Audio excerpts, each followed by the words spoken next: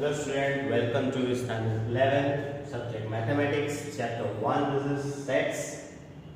This is lecture number 1. So what is sets that we will understand first here?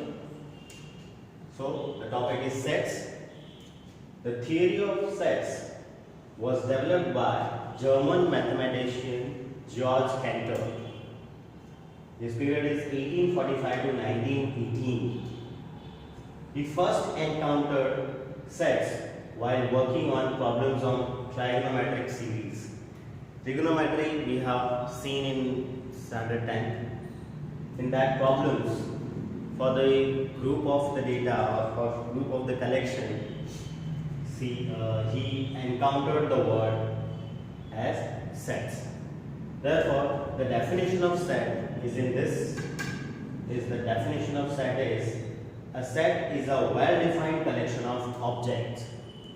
When we take the collection of objects, collection of elements or some collection, we are talking about the group. We can use the word set in mathematics. A set is a well-defined collection of objects. This is the definition we can say. The objects which we are taking in account, they must be well-defined. This is the word also, very important word. Well-defined. What is well-defined now? Let me explain. Well-defined means if I say the best schools in India, or the best school in Gujarat, or very near any district, the best schools. So you can understand the best school. This is the word. When you ask to anyone the best 5 schools name, they will give different 5 schools name. Suppose I am giving 5 schools name and you are asked, one of you are asked 5 best schools in your district. So your answer may differ. So that is called, it is not well defined. Well defined means it must be unique in all the way. If you ask anyone, it must be the same. So this is called well-defined collection of objects, right? And well-defined means again, for well-defined also one example if I take. So you can say the number between the natural numbers between 1 to 10. So no one gives a different answer. If you know well maths, you will give the answer 2, 3, 4, 5, 6, 7, 8, 9. And anyone, if you ask the natural number between 1 to 10, the same answer will be. So that will be the well-defined collection of objects.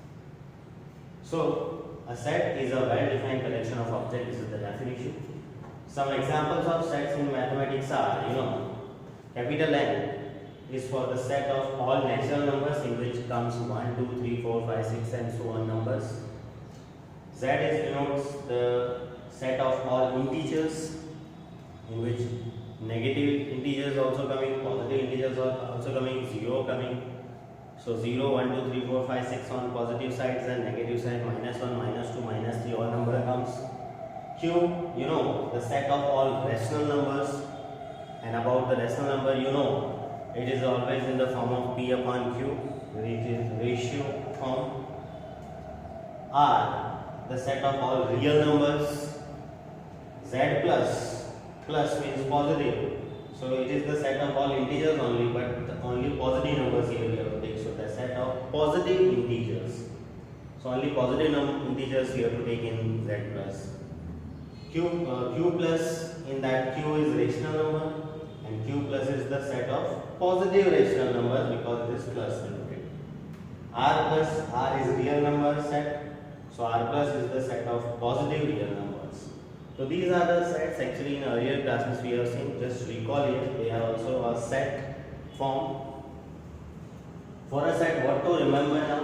What are the points to be noted?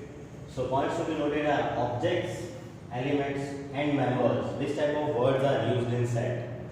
Of a set are all synonym terms. They all are synonym terms, right? Second, sets are denoted by capital letters. To denote the set, we use the capital letters such as A, B, C or X, Y, Z capital letters. Any capital letter we can use. The elements in the sets the elements are there, the members are there, or the objects are there, they can be denoted by small letters, and small letters you know as A, B, C, X, Y, Z, the small letters, any of small letter alphabet we can use to denote the member of a set. If A, small a, is an element in the set A, suppose the set A is there and in that one of the element is small a, then we say that A, small a belongs to A. A belongs to A. We say like that. The Greek symbol epsilon, this is the epsilon symbol, Greek symbol epsilon, is used to denote the phrase belongs to, and it means in maths it is belongs to.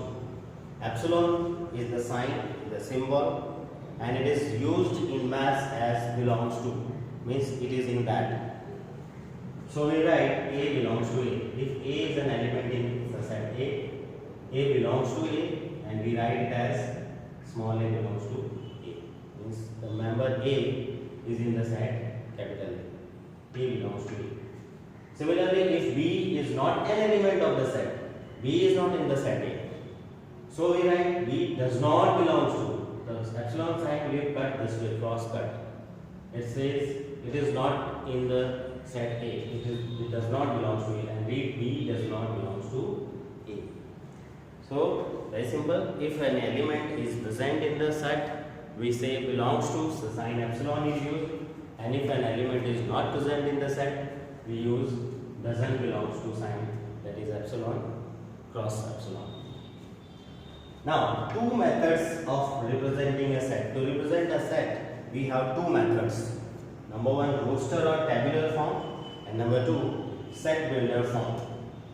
What is these two methods? Here we have. In roster form, all the elements of set are listed within the braces or in bracket, this type of bracket. We show all the elements in that. We list all the elements in that, putting the comma between each of the element. So in roster form, all the elements of sets are listed within braces in this bracket. For example, the set of all the vowels in English alphabet. In an English alphabet, the vowels you know as A, E, I, O, U. This is the 5 vowels totally we have in English alphabet. So all the elements are shown here in the braces between the comma between them. So A, E, I, O, U. This is the roster form we have shown with the example. In set builder form, all the elements of a set possess a single common property. We are not listing all the elements in this method, in this form, but we are giving explanation about them by the common property. By a common property. For example, like for the set in the roster form that we have for vowels B equals to A, E, I, O, U. This is the roster form.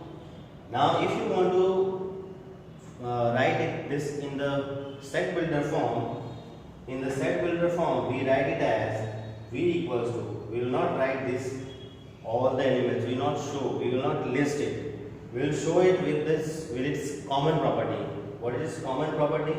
These all 5 elements are actually the vowels of all the vowels of the English alphabet. So we will write here X such that X. We can write here Y such that Y also. Any small letter alphabet we can use here is a vowel, and it is a vowel.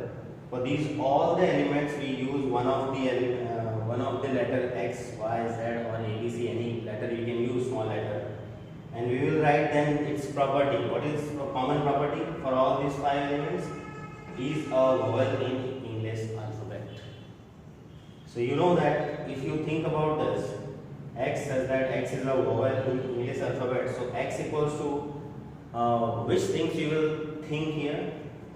You will think about the vowel of English alphabet, and English alphabets are A, E, I, O, U for the same, right? So this is called the set builder form we have written about it, and this is called the roster form. To understand it well, we will do some examples also in the next lecture. In the first lecture, you are suggested to write this all information about the set and the definition of set, some examples, about the set, how to denote it, how to write it, how to write the elements, if the elements is present in that, belongs to, not present in that, not belongs to, and the method of representing a set. In next lecture, we will see the examples related to this also. Thank you.